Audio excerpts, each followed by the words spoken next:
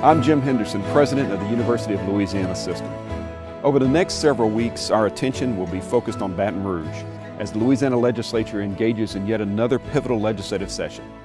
Our governor has submitted plans to address the seemingly endless fiscal crisis facing our state that prioritizes the unlimited demands on our very limited resources.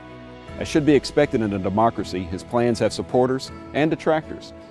During the session, the debate over his plans and others will continue likely until the last minutes of the session. That's just the way that government works in our state capital. While the conversation in Baton Rouge is vitally important, I encourage you to shift and expand your focus to include the cities and towns where the universities of Louisiana serve more than 90,000 students who hail from every parish and nearly every community in our beloved state.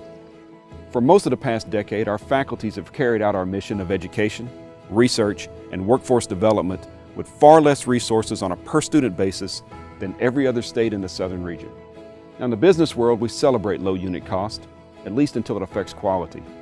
The stakes are much higher in the education world where those units are students, and the cost is our investment in their future and our future.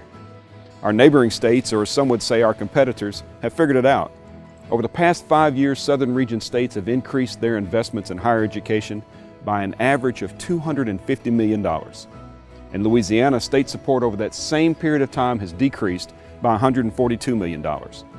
When you consider the annual $4 billion of direct economic impact of our system's universities, and when you consider the $6.5 billion in increased salaries earned by our graduates over the past decade, and when you consider the $12 return to the state for every $1 of state support to our universities, and when you consider the priceless contributions of our faculty, students, and alumni to the quality of life in our state, the answer is quite clear. We must reinvest in higher education. As the very nature of work changes in the face of rapidly advancing technology, that return on investment will only increase.